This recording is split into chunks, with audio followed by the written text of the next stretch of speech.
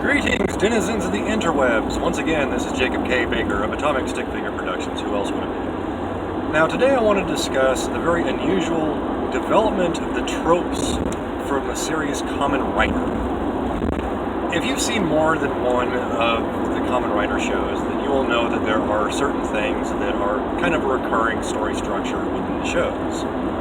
You usually have like the elder mentor character, the annoying kid, because there's always a kid. The female character who's kind of sort of a love interest, even though Kamen Riders aren't allowed to love anyone. They're kind of like Jedi in that respect. Kamen Rider Black even has a lightsaber.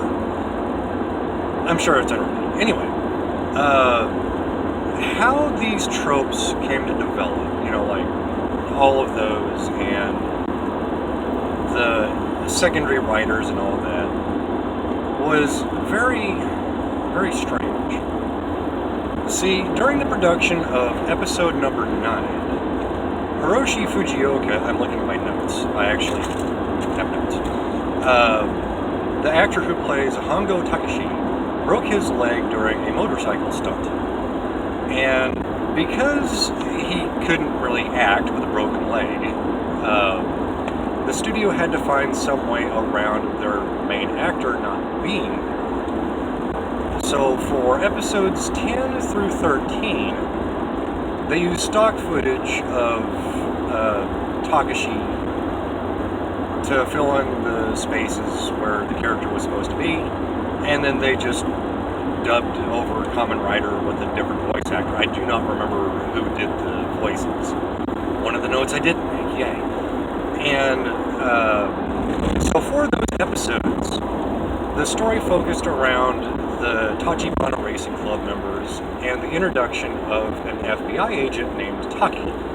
He's like one of my favorite things about the show. And starting with episode 14, we had the introduction of Hayato Ichimonji, played by Takashi Sasaki. Now, it's at this point in the series that the show actually feels like a traditional Kamen Rider show. Because everything prior to then felt very experimental. Like the way the fights are set up, the story structure, everything just felt really odd. Well, with the introduction of Ichimonji, we had two of the tropes appear. First, the secondary writer, who was also a bit more charismatic. He was kind of a smartass, and he's a photographer, very much like Rider Decade. And we also have the Henshin pose, which would become commonplace for a great many of the Rider shows, especially during the Showa era. Now, the reason that the Henshin pose came to be, well, the guy broke his leg doing a stunt, and the thing about how Ichigo transforms is the belt has this turbine, and whenever wind current is fed through the turbine, it activates his belt and allows him to transform into Kamen Rider. And this could be acquired by him either falling off of a building, which seemed to happen every single episode, the wind current caused by an explosion, which happened like twice, I think.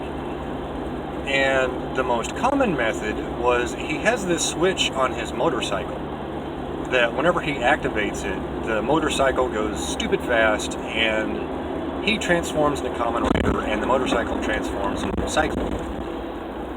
And because he broke his leg, they didn't want children trying to replicate this transformation and injuring themselves.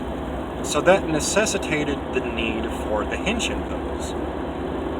And Hongo Takashi wouldn't even get his own Henshin pose until the movie Kamen Rider vs. Shocker, which took place after episode 43, I believe, may have been 44. It's one of the notes I did not take, yay me. But the series followed the character of Ichimonji up until episode 40, where we had the return of Hongo Takashi. And he would appear sporadically for the next several episodes.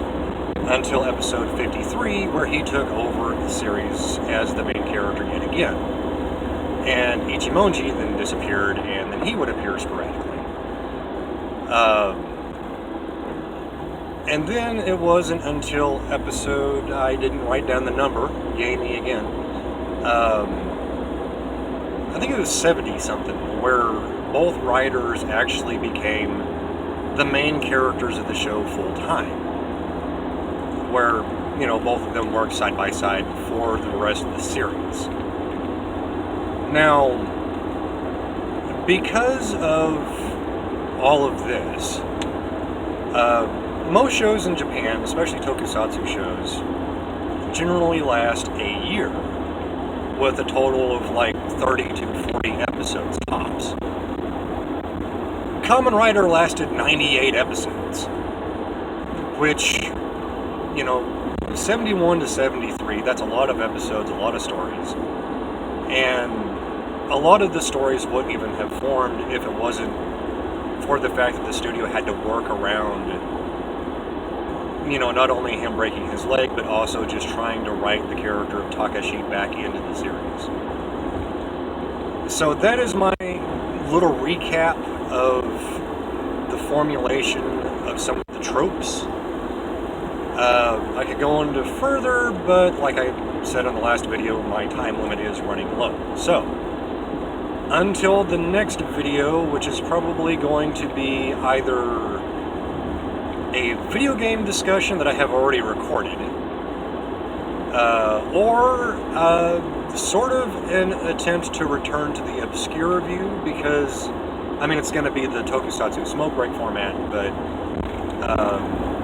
I do want to discuss a couple of relatively unknown films, or at least films that I have not been able to find reviews for online. So, until the next video, I bid you guys adieu, and I hope that you guys have a very blessed evening.